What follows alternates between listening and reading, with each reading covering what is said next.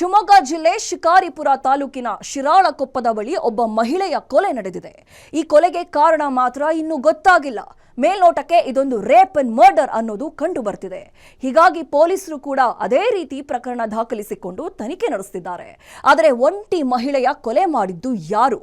ಕೊಲೆಗೂ ಮುನ್ನ ಅತ್ಯಾಚಾರ ಮಾಡಿದ್ರಾ ಅನ್ನೋ ಅನುಮಾನವಿದೆ. ಅದರ ಡೀಟೇಲ್ಸ್ ಈ ಸ್ಟೋರಿಯಲ್ಲಿದೆ ನೋಡಿ.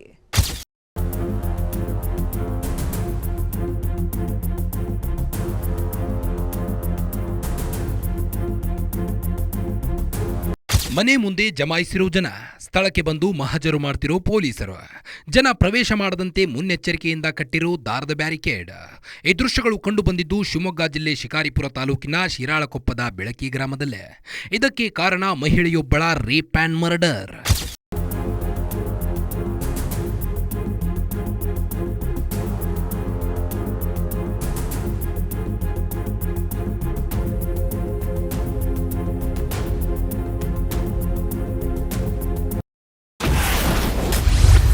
ಒಂಟಿಯಾಗಿ ಜೀವನ ನಡೆಸುತ್ತಿದ್ದಳು ಆ ಮಹಿಳೆ. ಅಂಗನವಾಡಿ ಸಹಾಯಕಿಯಾಗಿ ಮಾಡ್ತಿದ್ಲು ಕೆಲಸ. ಈ ಫೋಟೋದಲ್ಲಿರುವ ಮಹಿಳೆಯ ಹೆಸರು ಪ್ರೇಮಾ ಅಂತ. ಶಿವಮೊಗ್ಗ ಜಿಲ್ಲೆ ಶಿಕಾರಿಪುರ ತಾಲೂಕಿನ ಶಿರಾಳಕೊಪ್ಪದ ಬಳಿ ಬೆಳಕಿ ಗ್ರಾಮದ ನಿವಾಸಿ. ಇವರು ಬೆಳಕಿ ಅಂಗನವಾಡಿಯಲ್ಲಿ ಅಡುಗೆ ಸಹಾಯಕಿಯಾಗಿ ಕೆಲಸ ಮಾಡ್ತಿದ್ರು. ಬೆಳಕಿ ಗ್ರಾಮದಲ್ಲಿರುವ ಅವರ ಮನೆ ಶಿಥಿಲವಾಗಿದ್ದು ಬೀಳುವ ಸ್ಥಿತಿಯಲ್ಲಿತ್ತು.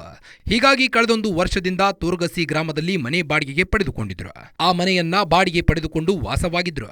ಇವರಿಗೆ 4 ಜನ ಮಕ್ಕಳು, 3 ಹೆಣ್ಣು ಮತ್ತು ಒಬ್ಬ ಗಂಡು ಮಗು ಇದ್ದಾನೆ. ಹೆಣ್ಣು ಮಕ್ಕಳಿಗೆಲ್ಲ ಮದುವೆಯಾಗಿದ್ದು ಮಗ ಕೂಲಿ ಕೆಲಸಕ್ಕೆಂದು ಸಾಗರದಲ್ಲಿದ್ದ. ಗಂಡ ಹಲವು ವರ್ಷಗಳ ಹಿಂದೆ ಮೃತಪಟ್ಟಿದ್ದ. ಹೀಗಾಗಿ ಈಕೆ ಒಂಟಿಯಾಗಿ ಜೀವನ ನಡೆಸ್ತಿದ್ಲು. ಅಂದರೆ ಆ ಎಮ್ಮಗೆ ಮನೆಯನ್ನು ಬಾಡಿಗೆ ಕೊಟ್ಟಿದ್ದೆ ನಾನು. ಶಿರಾಳಕೊಪ್ಪದಲ್ಲಿರೋದ್ರಿಂದ ನಮ್ಮ ಮನೆ ಖಾಲಿ ಇತ್ತು. 3 ಜನ ಹೆಣ್ಮಕ್ಳು, ಮಗ ಇದ್ದಾನೆ ಅನ್ನೋ ಕಾರಣಕ್ಕೆ ಅವರಿಗೆ ಬಾಡಿಗೆ ಕೊಟ್ಟೆ. ಆದರೆ ಎಮ್ಮ ಸುಮಾರು 1 ವರ್ಷದಿಂದ ಇದೇ ಮನೇಲಿ ಬಾಡಿಗೆ ಇದ್ದರು. ಅನ್ಯವಾಗಿ ಮಕ್ಕಳು ಅವ್ರ ಜೊತೆ ಎಲ್ಲ ಚೆನ್ನಾಗಿದ್ದರು. ಆದರೆ ಏಕಾಏಕಿ ನಿನ್ನೆ ನಡೆದಿರೋ ದುರಂತದ ಬಗ್ಗೆ ಬೆಳಗ್ಗೆ ಗ್ರಾಮಸ್ಥರು ನಂಗೆ ಫೋನ್ ಮಾಡಿಲ್ಲ. ಈ ಥರ ನಿಮ್ಮ ಮನೆಯಲ್ಲಿ ಈ ಥರ ಆಗಿದೆ ಅಂತಂದು ನಾನು ಬಂದು ನೋಡಿದಾಗ ಯಥಾಸ್ಥಿತಿಯ ಹೆಣ್ಮಗಳು ಮುಂದುಗಡೆ ಬಾಗಿಲನ್ನು ಹಾಕಿತ್ತು. ಮುಂದುಗಡೆ ಬಾಗಿಲು ಹಾಕಿದ್ದಿತ್ತು. ನಾಯಿ ಕೂಡ ಒಳಗೆ ಕಟ್ಟಿದ್ರು. ಹಿಂದುಗಡೆ ಡೋರ್ ಓಪನ್ ಆಗಿದೆ ಅಂತ ಸುಮಾರು ಜನ ಅಷ್ಟೊತ್ತಿಗೆ ಗ್ರಾಮಸ್ಥರು ಬಂದು ನೋಡಿದರು. ತದನಂತರ ಪೊಲೀಸ್ನವ್ರು ಬಂದು ಅದನ್ನು ನೋಡಿದಾಗ ಕೊಲೆ ಶಂಕೆ ಇರಬಹುದು, ಕೊಲೆ ಮಾಡಿರೋ ಶಂಕೆಯನ್ನು ವ್ಯಕ್ತಪಡಿಸಿದ್ದಾರೆ. ನೋಡ್ಬೇಕು ಮುಂದಿನ ಪ್ರೊಸೆಸ್ ಕಾನೂನು ಕ್ರಮ ಏನು ತಗೊಂಡು ಏನು ಹಿಡಿತೀವಿ.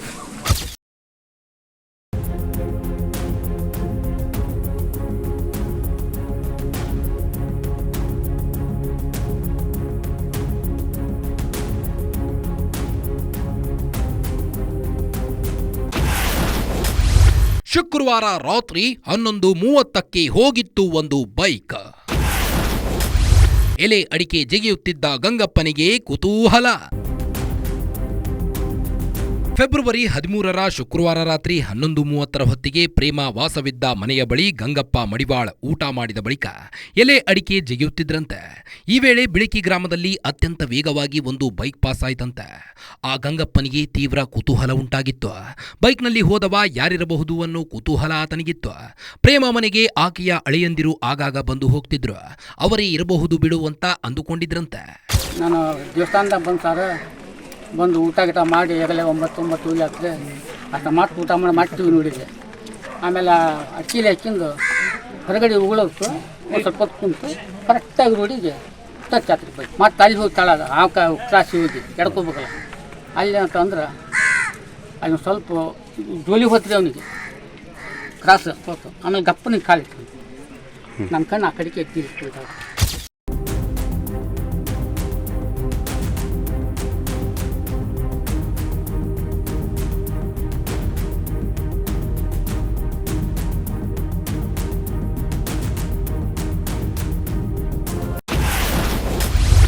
ಶನಿವಾರ ಅಂಗನವಾಡಿ ಶಿಕ್ಷಕಿಯಿಂದ ಬಂದಿತ್ತು ಕರೆ ಸ್ವೀಕರಿಸದ ಕಾರಣ ಪಕ್ಕದ ಮನೆಯವರಿಗೆ ಕಾಲ್. ಫೆಬ್ರವರಿ 14ರ ಶನಿವಾರ ಹಾವೇರಿಯಲ್ಲಿ ಕಾಂಗ್ರೆಸ್ ಸರ್ಕಾರ 1000 ದಿನ ಪೂರೈಸಿದ ಕಾರಣ ಸರ್ಕಾರ ಸಾಧನಾ ಸಮಾವೇಶ ಹಮ್ಮಿಕೊಂಡಿತ್ತು. ಈ ಕಾರ್ಯಕ್ರಮಕ್ಕೆ ಇವರು ಕೂಡ ಹೋಗಬೇಕಿತ್ತು. ಹೀಗಾಗಿ ಅಂಗನವಾಡಿ ಶಿಕ್ಷಕಿ ಬೇಗ ರೆಡಿಯಾಗಿ ಬಾ ಅಂತ ಕರೆಯೋಕೆ ಅಂತ ಪ್ರೇಮಾ ಮೊಬೈಲ್ಗೆ ಕರೆ ಮಾಡಿದ್ದಾರೆ. ಆದರೆ ಎಷ್ಟು ಬಾರಿ ಕರೆ ಮಾಡಿದ್ರು ಪ್ರೇಮಾ ಕರೆ ಸ್ವೀಕರಿಸಿರಲಿಲ್ಲ. ಹೀಗಾಗಿ ಅವರ ಮನೆ ಬಳಿಯ ಲೋಕಪ್ಪ ಅನ್ನೋರ ಪತ್ನಿಗೆ ಕರೆ ಮಾಡಿ ಪ್ರೇಮಾಗೆ ತಿಳಿಸಿ ಅಂತ ಹೇಳಿದ್ರು. ಆಗ ಅವರು ಯಾಕೆ ಕರೆ ಸ್ವೀಕರಿಸ್ತಿಲ್ಲ ಅಂತ ಬಂದು ನೋಡಿದಾಗ ಅಸಲಿ ವಿಚಾರ ಬೆಳಕಿಗೆ ಬಂದಿದೆ.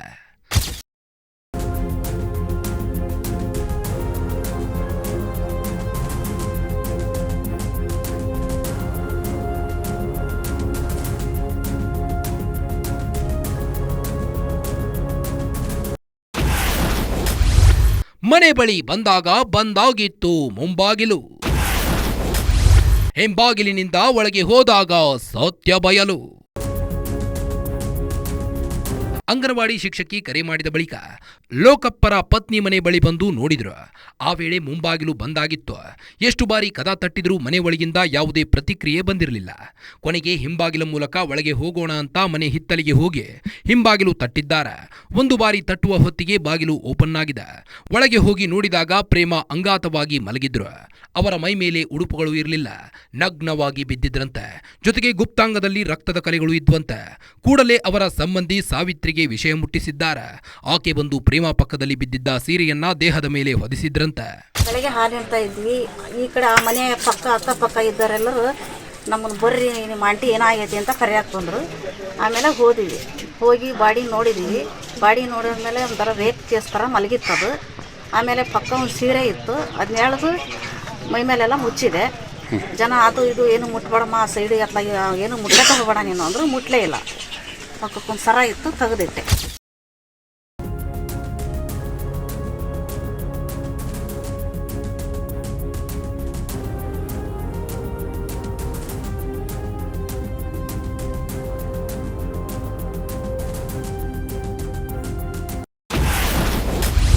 ಪ್ರೇಮ ಮಗನಿಗೆ ವಿಷಯ ಮುಟ್ಟಿಸಿದ್ರು ಸಂಬಂಧಿಕರು. ಊರಿಗೆ ಬಂದ ಮಗನಿಂದ ಪೊಲೀಸರಿಗೆ ದೂರು ಸಲ್ಲಿಕೆ. ಶನಿವಾರ ಮುಂಜಾನೆ 8:30 ಸುಮಾರಿಗೆ ಪ್ರೇಮ ಮಗ ಮನೋಜ್ಗೆ ಸಂಬಂಧಿಕರು ವಿಷಯ ಮುಟ್ಟಿಸಿದ್ರು. ನಿಮ್ಮ ತಾಯಿ ಕೊಲೆಯಾಗಿದೆ ಅಂತ ಹೇಳಿದ್ರು.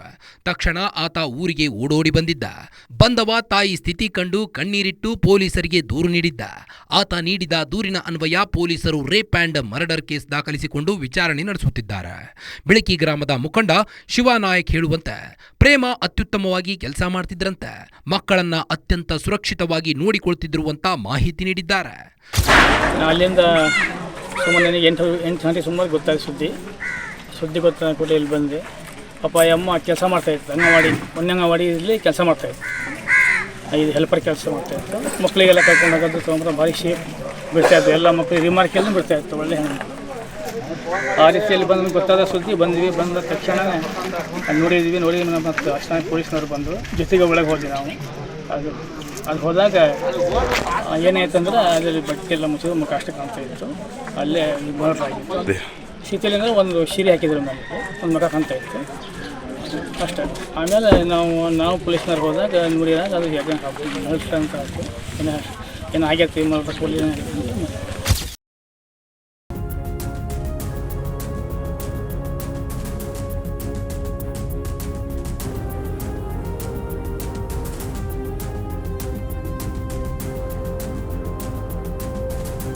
ಶುಕ್ರವಾರ ರಾತ್ರಿ 9 ಗಂಟೆ ಬಳಿಕ ಮನೆಗೆ ಮರಳಿದ್ದ ಪ್ರೇಮ ಎಂದಿನಂತೆ ಊಟ ಮುಗಿಸಿ ಮಲಗಿದ್ದಾರೆ.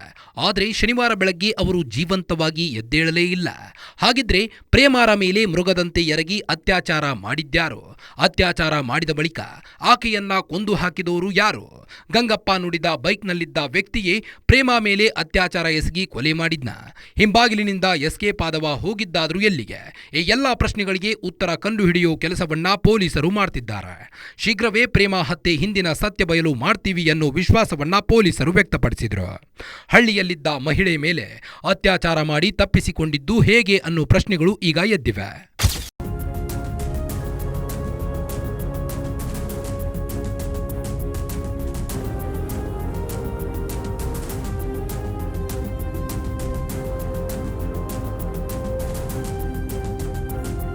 ನಾಲ್ವರು ಮಕ್ಕಳಿದ್ರು. ಆಕೆ ಒಂಟಿ ಜೀವನ ನಡೆಸ್ತಿದ್ಲು. ಅಂಗನವಾಡಿ ಸಹಾಯಕಿಯಾಗಿ ಕೆಲಸ ಮಾಡಿಕೊಂಡು ಯಾರಿಗೂ ಹೊರೆಯಾಗದಂತೆ ಬದುಕ್ತಿದ್ಲು.